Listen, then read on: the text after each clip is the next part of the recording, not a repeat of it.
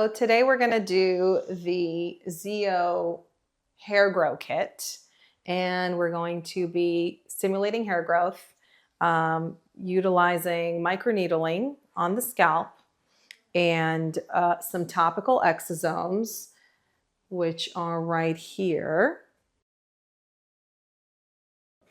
We're going to microneedle the topical exosomes into the scalp. And then immediately after, we're going to use a Grow Boost, which has some vitamins, copper peptide, biotin, saw palmetto, just ingredients that help boost hair growth. And then last, the patient will take this follicle fuel home and they will apply it to the scalp twice a day for a total of 90 days. It's really important to take photos of the patient prior to starting the treatment. So you want to kind of pull back and part the hair and show the density of the hair. So we're going to do this area here, just kind of that front hairline. And then we're also going to, you could see that her hair is a little bit thinning. So we can do some in the top part of the scalp here. So I'm going to prep. I'm just going to take that off. And I'm going to take a long enough needle. This is a 25 gauge. And pop it through the cork. And then we're just going to draw up.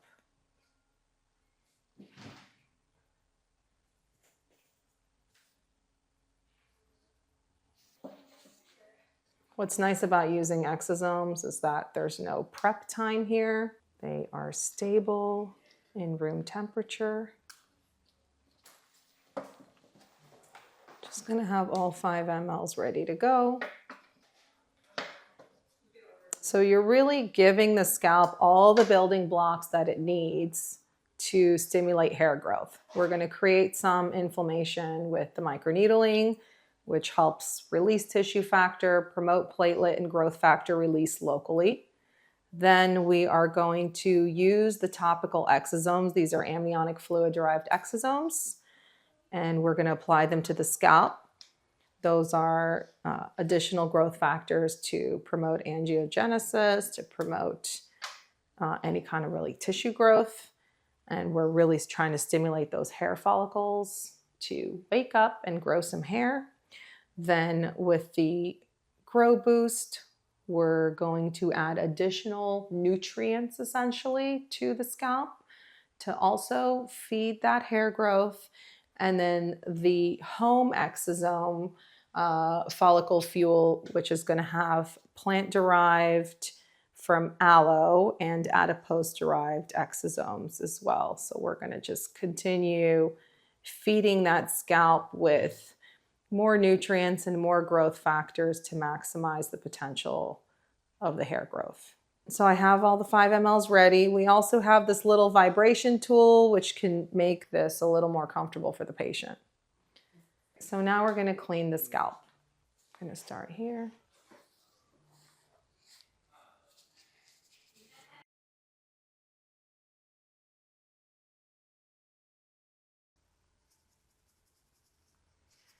Just make sure you get all the areas that you want to treat. Have the patient come with clean hair. Usually with women, it's a little bit more challenging depending where you want to inject to use numbing cream. So hopefully the pain tolerance is good because it's not the most comfortable procedure. But you really don't have to go too deep. You just want to get enough to maybe have a tiny bit of pinpoint bleeding.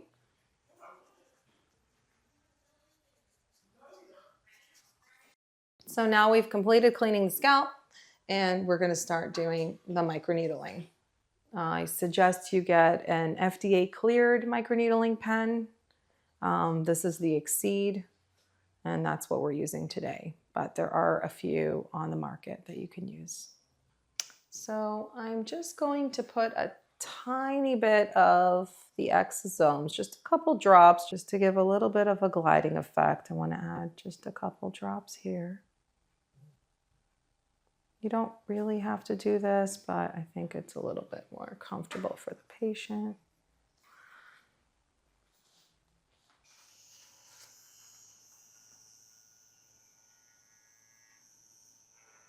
And I don't really recommend to go in circles. I just think that just some gentle stamping can get the job done.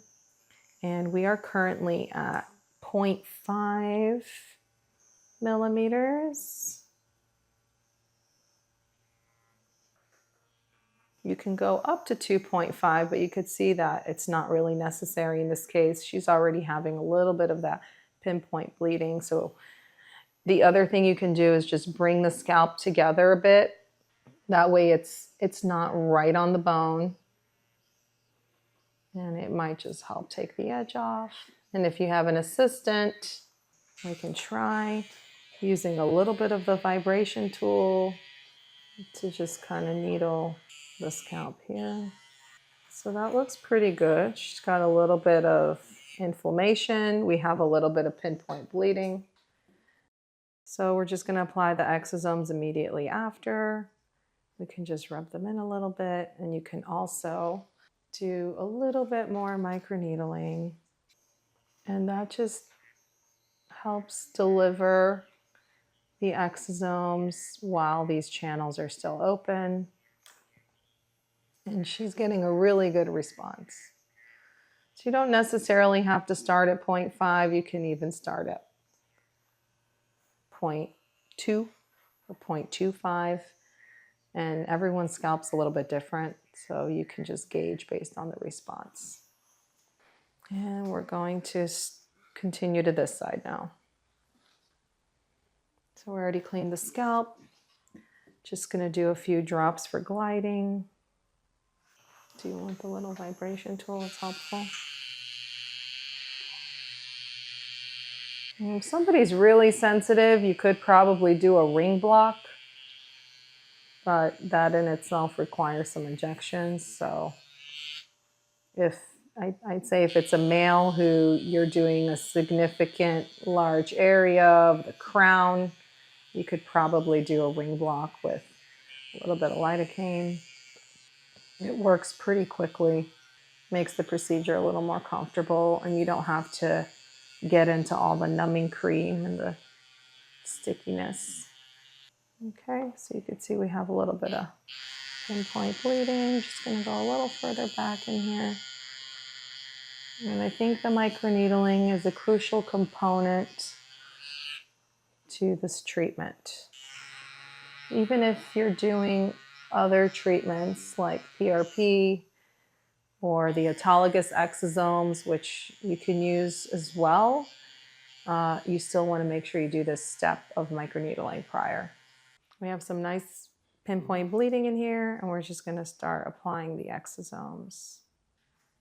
And you just need enough to create those channels and a little bit of inflammation. Perfect. Okay, that's good. So we want to move into this front part of the scalp.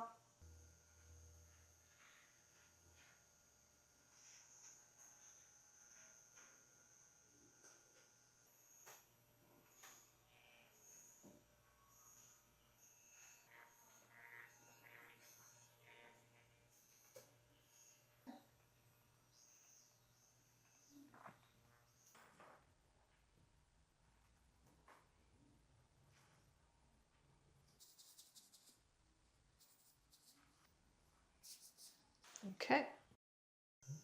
So I'm getting a little bit of redness here, but I really want to see a little bit more. So different areas might respond a little bit different, and so we might have to adjust here. So you see this little mark, 0.5, and then maybe I go to 0.6 or 0.7, and then see So I'm seeing more of a response with the 0.7 here. You could see immediately a little bit of pinpoint bleeding.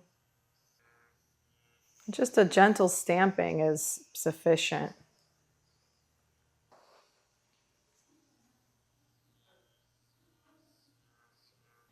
It's really helpful if your patient, especially females, but just in general, have the patient come in with their hair already washed and shampooed.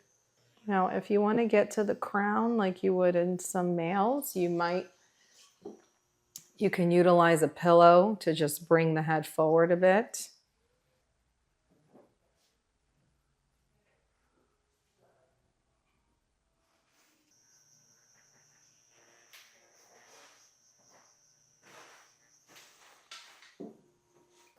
Okay. So we've treated all the areas. You can go ahead and go back and apply additional product.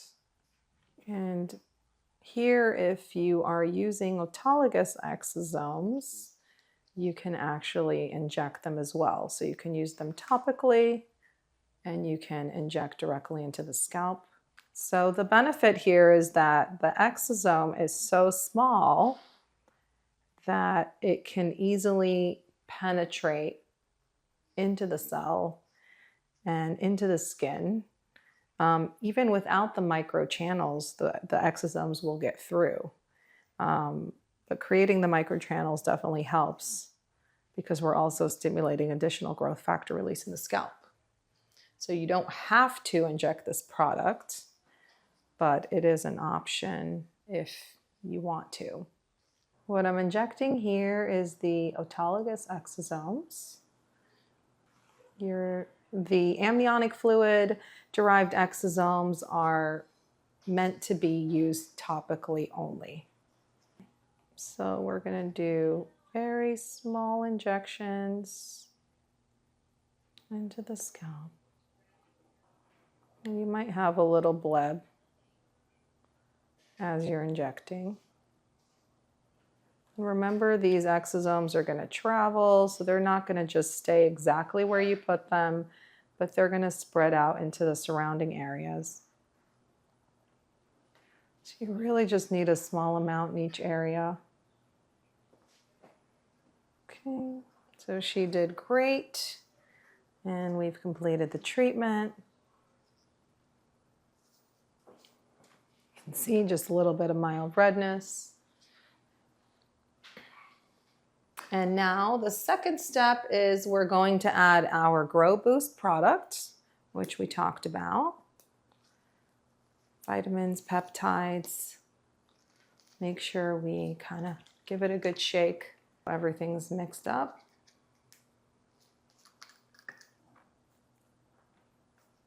You can just apply this.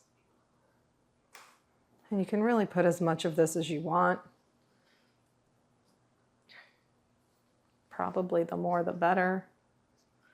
You can send the patient home and have them use this in additional to the follicle fuel for the first day if you didn't use it all. But if you're doing large areas, you definitely have sufficient volume to do the entire scalp.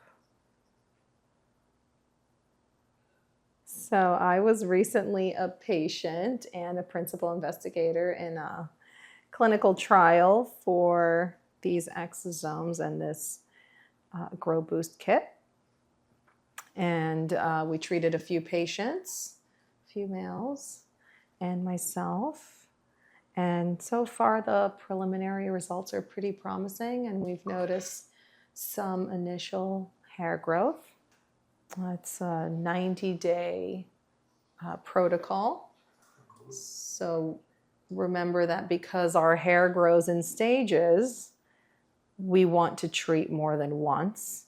So normally the protocol that we did for the study was 3 treatments, 3 monthly treatments, this exact same treatment that we did today with microneedling, exosomes, Grow Boost, and then we used the follicle fuel for 30 days, came in, did another microneedling treatment with exosomes and the Grow Boost.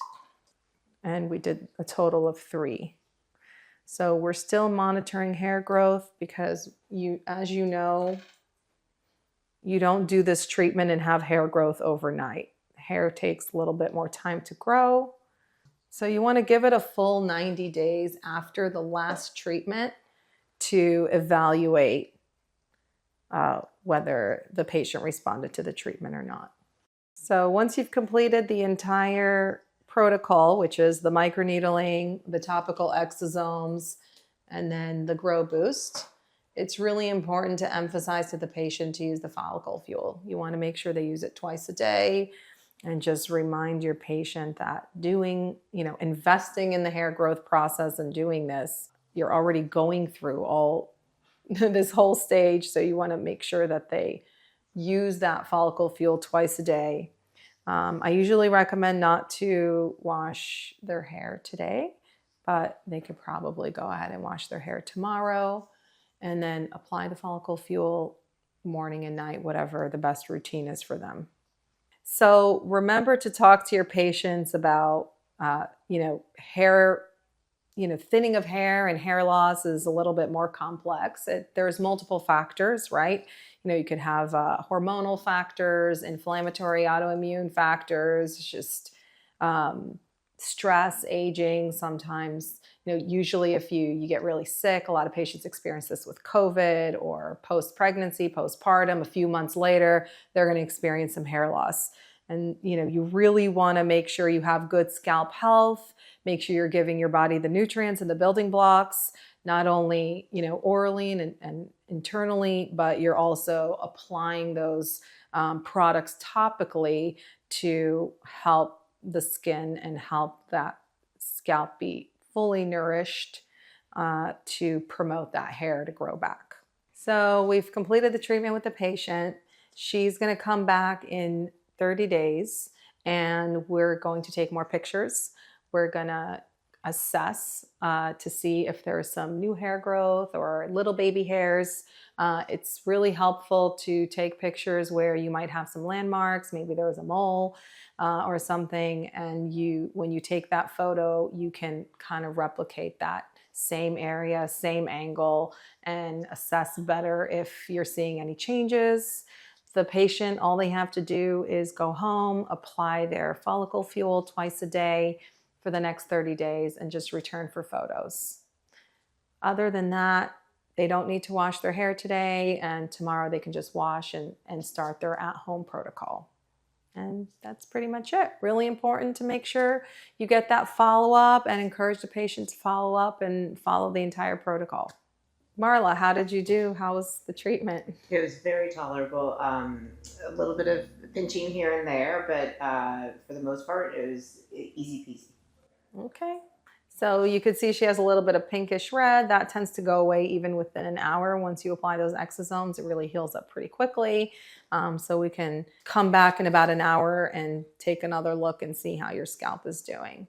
But otherwise, it went well. Keep in mind, everyone has a different pain tolerance. So again, as we discussed before, if you're doing large areas, especially on males, maybe you're doing the crown, you might want to do a ring block. If there's not too much hair and you think you can do the numbing cream and keep the patient a little comfortable, you can use that. And then we have the vibration device as well, which kind of helps take the edge off. So those are all options that you can use to help reduce the discomfort of the treatment and just use the minimum settings that you need to use to get that clinical endpoint of that pinpoint bleeding. And that's pretty much it. So looking forward to see you soon.